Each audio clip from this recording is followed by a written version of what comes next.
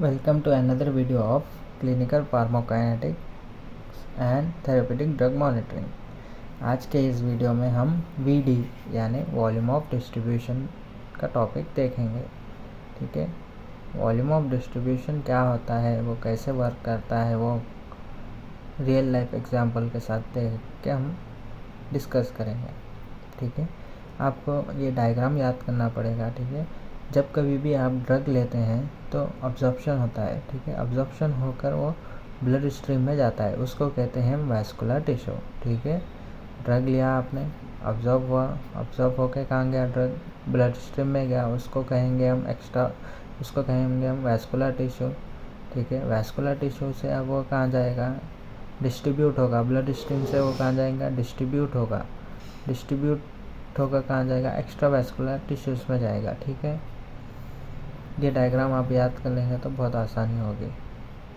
Drug लिया, absorb हुआ, blood stream में गया, उसको कहेंगे वैस्कुलर टिश्यू। फिर उसके बाद डिस्ट्रीब्यूट हुआ, कहाँ पे हुआ, extra vascular tissue. VD it is a pharmacokinetic parameter. ये एक फार्माकोकाइनेटिक पैरामीटर है VD।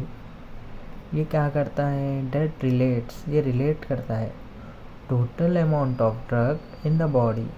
ठीक है, जो भी total amount of drug in the body में है to the concentration of drug in the plasma. ये एक थ्योरेटिकल कॉन्सेप्ट है। ठीक है, VD को आप कैसा निकालेंगे, यहाँ पे फॉर्मूला है, ये याद रख लेके आप उसका डेफिनेशन लिख सकते हैं। ठीक है, VD को कैसा करते हैं, total amount of drug in body divided by plasma concentration of drug.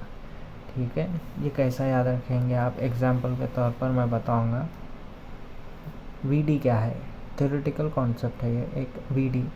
VD को कैसा निकालेंगे आप, समझिए आप सपोज करिए 100 mg ड्रग लिया है किसी ने।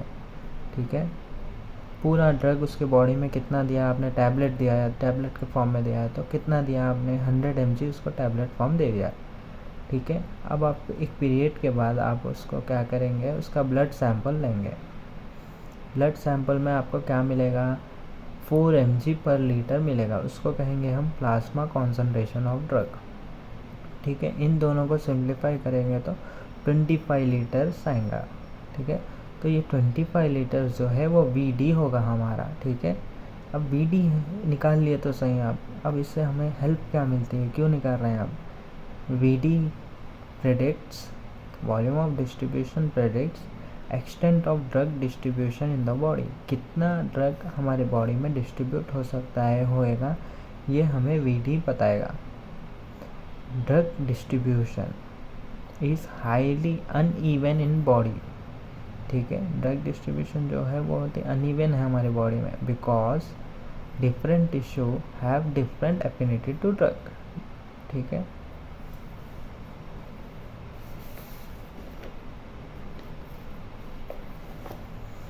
एग्जाम्पल के तौर पर ड्रग्स जिसका VD बहुत ही हाई है और ड्रग्स जिसका VD बहुत कम है, उन दोनों को कंपेयर करेंगे हम।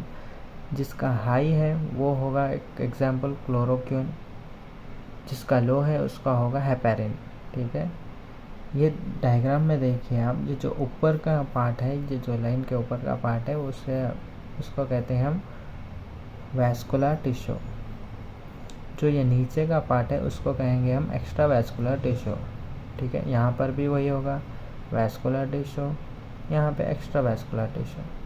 तो जो ड्रग का VD volume of distribution high है, एग्जाम्पल क्लोरोक्विन, जिसका वॉल्यूम ऑफ डिस्ट्रीब्यूशन 15,000 लीटर है, वो हाईली लिपोफिलिक है। ठीक है, तो वो क्या करेगा, वैस्कुलर टिश्यू में कम कॉन्सेंट्रेट रहेगा, एक्स्ट्रा वैस्कुलर टिश्यू में ज़्यादा कॉन्सेंट्रेट रहेगा वो। ठीक है, यानी कि टारगेट पर ज़्यादा जाएगा। वहीं हेपेरिन को लेंगे आप तो ये वैस्कुलर टिश्यू में ज़्यादा रहेगा और एक्स्ट्रा वैस्कुलर टिश्यू में कम रहेगा, क्योंकि उसका वॉल्यूम ऑफ डिस्ट्रीब्यूशन बहुत लो है। इसका देखिए 15,000 है, इसका 80 है। ठीक है, ये क्या है, highly bond to plasma protein है, कन्फाइंड टू ब्लड प्लाज्मा है, ये ब्लड प्लाज्मा को ही बॉन्ड करके रहेगा, यानी कि वैस्कुलर टिश्यू को बॉन्ड कर रहेगा ये।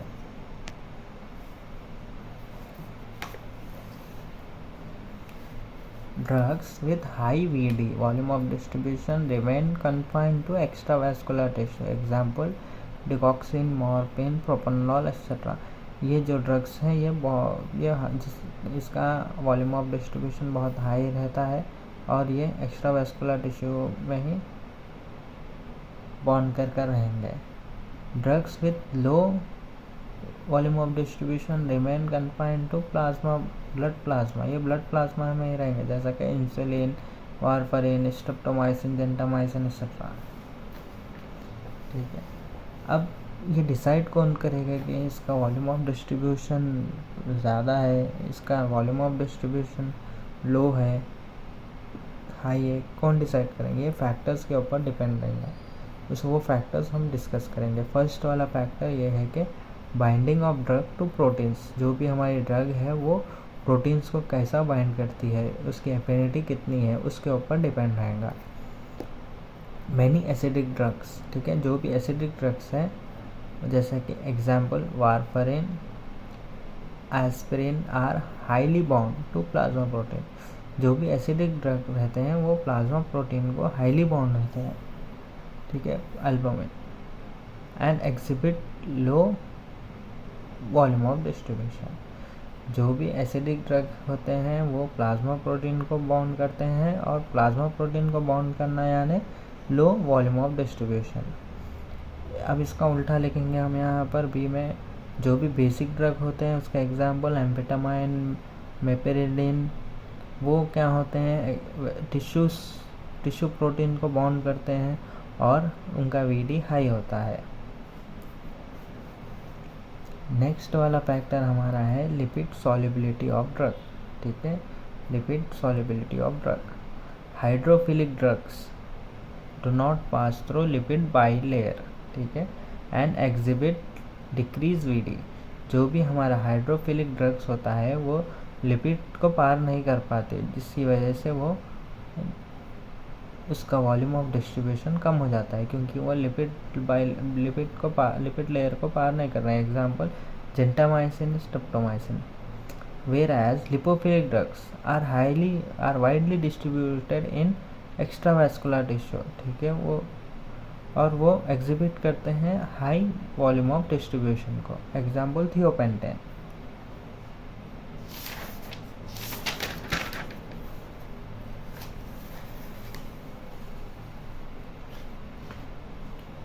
थर्ड वाला हमारा फैक्टर है मॉलिकुलर साइज ऑफ ड्रग।